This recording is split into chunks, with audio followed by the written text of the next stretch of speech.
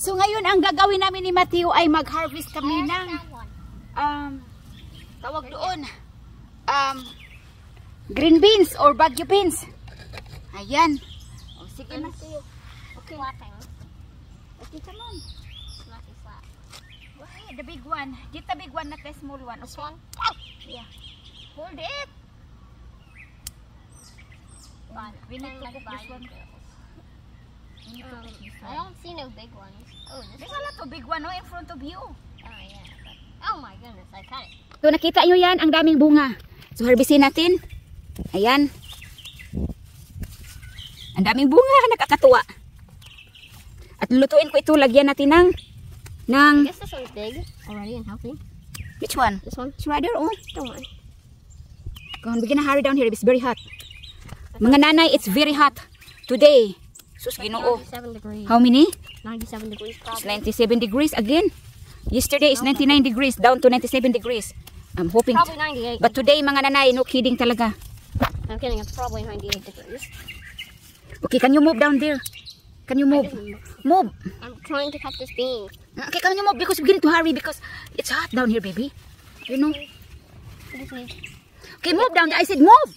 Okay. Move the other side. Down there, oh. Right there. Come on, move. So, mga nanay. Yeah, right there. Sit down there. Sus, ning ako ang assistant, mga nanay, kay daghag-bunga, oy.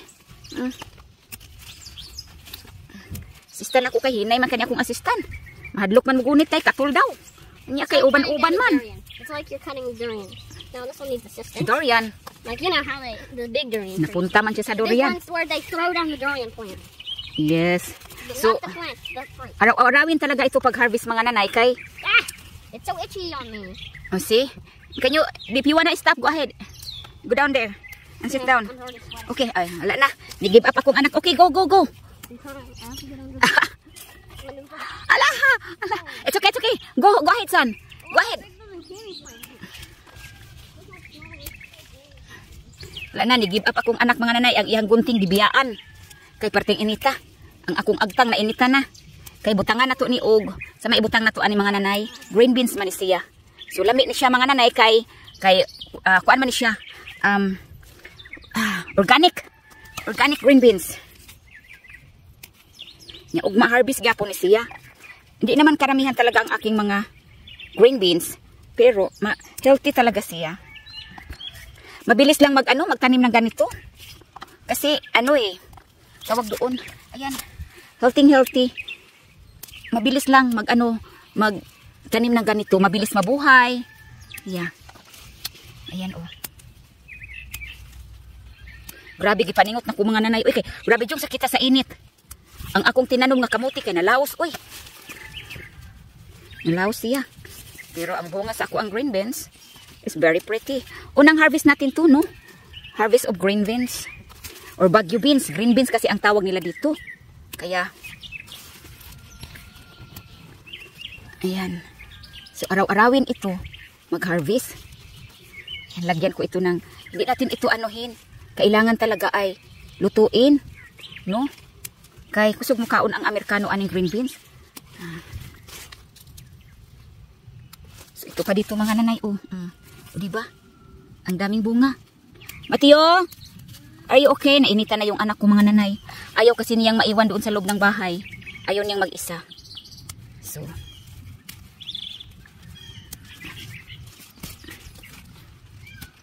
konti lang ang green beans na tinanim ko, pero look at sa bunga. Grabe man. Arang kagwapa. Kaya ang bunga sa ato ang green beans.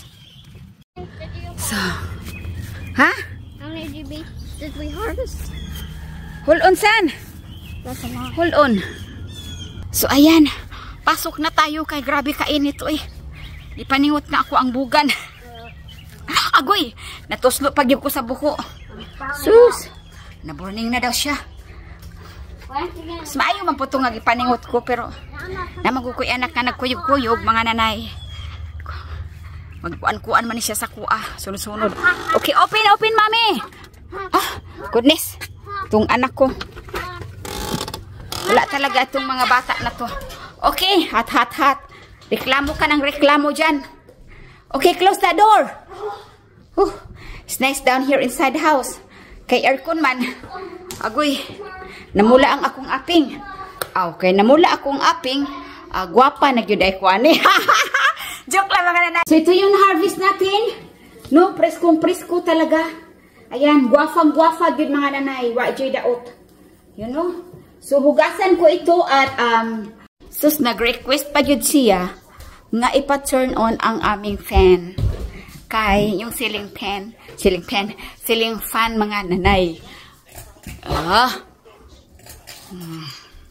I-steam ko ito yung iba kasi hindi naman ito maubos kung lulutuin ko lahat siya one time.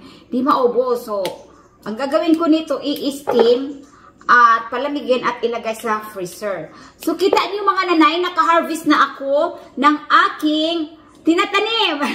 Nakikita niyo ba sa pagtatanim ko noon? Meron pa may video ako doon na naka-shorts lang ako na dahil nagpainit nga kami.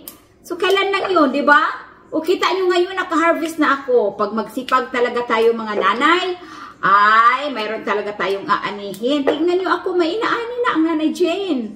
Hala, sige. Mga kumbati yun ang tinatawag mga nanay na kumbati lang tayong mga inahan. Mga inahan. O mga anak, tulungan nyo rin ang mga nanay ninyo, no? Wag lang yung nanay puro ano. Tulungan din ninyo, parang masaya naman si nanay, si grandma. So, ako mga kananay, yan, tinulungan ako ng asawa ko dito. Nung nagtatanim ako, siya nagbubungkal ng lupa, naglilinis din. So, ganun lang talaga ang buhay. Kailangan sa mag-asawa ay magtulungan. Wag lang natin isipin na magkasiting pretty lang tayo mga nanay kasi akala natin pag nasa Amerika na tayo is heavy. No. This is a reality.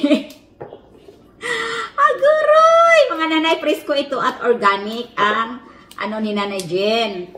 Guys. So, diba? Kasi malakas kumain ang mga Amerikano nito mga nanay.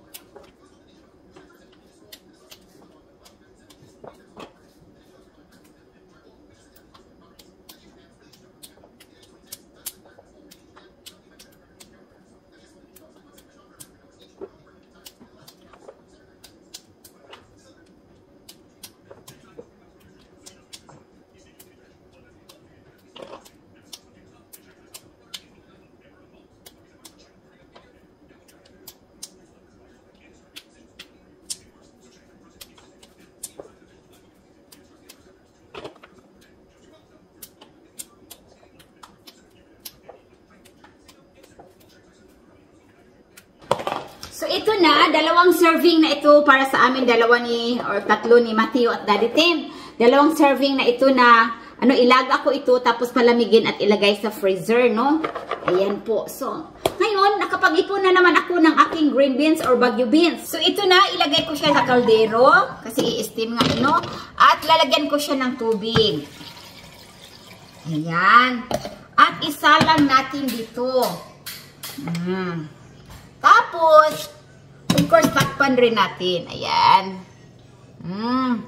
So, hayaan natin kumulo siya ng sandali at kaunin at palamigin at ilagay sa ziplock at ilagay sa freezer. At makalipas ang ilang oras, ito na po, lumamig na at ilipat ko na sa ziplock at ilagay ko na sa aming freezer. Ito yung unang harvest ko ng Baguio beans. Ayan po, 2 servings lang po siya. Tamang-tama lang ang isang serving namin dalawa ni Daddy Tim at ni Matthew.